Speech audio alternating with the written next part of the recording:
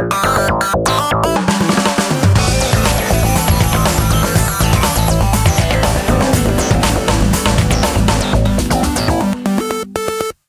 welcome to Mazda Raceway at Laguna Seca. I'm Mark Fulmer for the Auto Channel, and we are here because the Western automotive journalists are having their media days where we find out about all things automotive. So I pose to you the following three problems. Number one, the price of gasoline. Number two, the inefficiency of the internal combustion engine. And number three, air pollution. Now imagine a product could attack all three of those problems.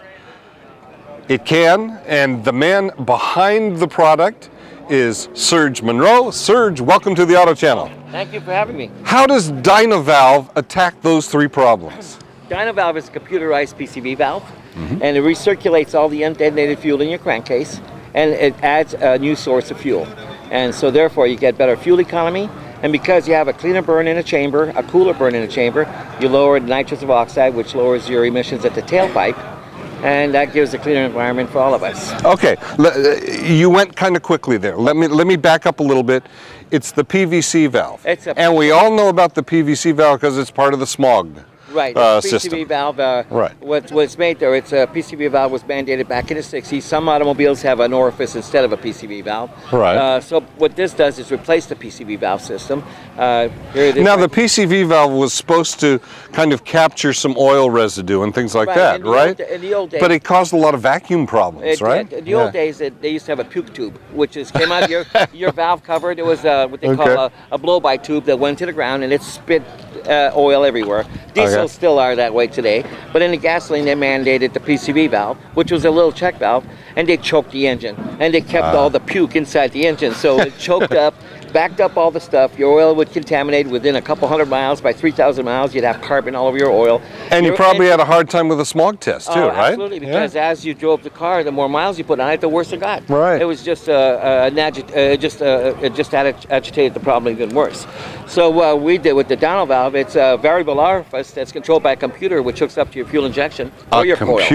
A computer on it, and basically this computer right here, this is the DynoValve. Okay. So here's the valve. That replaces the PCV valve. All right. Okay, this is the wiring harness. Okay. This right here is the timing wire, which would go to your fuel injecting wire or to your coil. Okay. This is the computer. You're kidding. This is the computer right here? And it's got a connector so we could change the program, flash it in the future. Terrific. So if there's any regulations changed as far as emissions, we could tweak the program a little bit to be cleaner. And this basically what it does is picks up the timing of the car, and as you accelerate and drive, it does much more. There's more. It's a more sophisticated program in there. Right. And as you drive the car, it allows it clears your crankcase, but it does it slowly because you always have blow-by. You'll never get rid of blow-by. Right. As your engine's running, it always creates blow-by. Right. The older the engine, the more blow-by you create. Okay, so Serge, let me give you a scenario. I've got a pickup truck. It gets 24 miles to the gallon. I install this, what will happen? Well, on most pickup trucks, we're getting about 100 to 140 miles more per full tank. Per full tank? Per full tank. So I'll give you an idea. We did a Tundra, 2007 Tundra was getting 12 to 15. It's now getting 24. F-150s, we do them all the time. They get on the average of 12 to anywhere from 21 to 24, mostly averaging about 22. Hummers, we do Hummers. We do a lot of Hummers. The H3 Hummer, we've done H2 Hummers. The H2 Hummer normally goes between 9 and 10 miles per gallon, and this kicks it up to about 15 or 16 miles per gallon. Serge, this looks like a really simple system. I mean, it looks like it's going to be easy to install. It is. You got two wires. You got positive and negative. This is your ground. This goes to a switchable. We have a fuse, what they call a fuse tap, which is this. This hooks up to the red wire. Okay. And what this does, it goes to your fuse box, and then it has two fuses, one for the original device that was in the fuse box, and the top fuse is to power the DynoValve. So it has its own power right from your fuse source. Okay. And then we also put what they call an orifice, a fixed variable orifice, which is set by the mechanic. And in the event that anybody or any part of this system fails, it goes back to OEM. It's a parallel system that allows the system, in case of failure, to just bring it back to your original. Oh, really? Okay, so you have a backup system if anything should fail, and you can update your computer chip just through a flash drive. Yeah, what we have is every part of the linkage. You see, we have a waterproof connector here for the power, waterproof connector for the valve, and also a waterproof connector for the controller.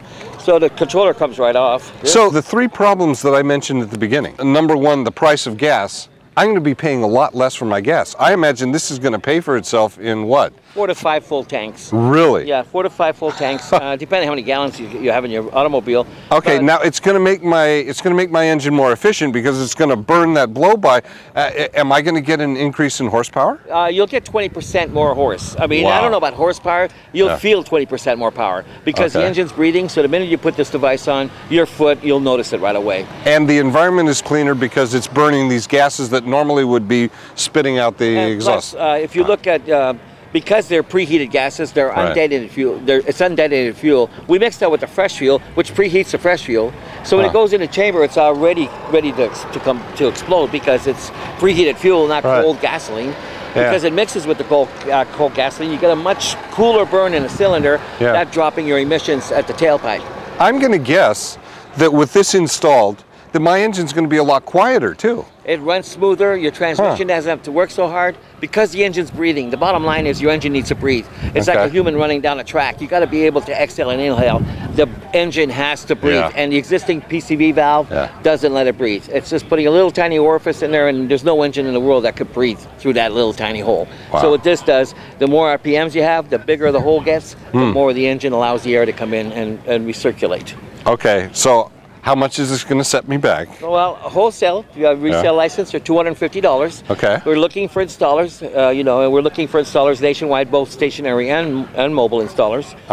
We also, for retail, it's $399, and the installation, the mechanics get the installation. We don't collect the installation money. It goes right to the mechanics, and they charge anywhere from $100 to $150. Some vehicles are more difficult than others.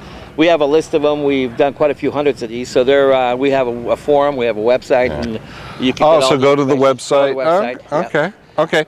Well, I'm not great at math, but I can already tell that this is going to pay for itself in about 4 months, and it'll probably last. How many years will this last in the car? It's guaranteed for length as long as you own the car. One thing that I have to say is that because you clear the engine, because it's breathing, it removes the carbon from your engine. Yeah. And you could tell at the exhaust pipe. You get a brand new car after you drive around the block, it's got carbon in the exhaust pipe. Once you drive about 1,000 miles with the DynoValve, you'll have no more carbon in the exhaust pipe. It actually cleans. Your spark plugs stay cleaner. Your oil stays clean. Wow. So you don't have to do as many oil changes, even though we don't recommend.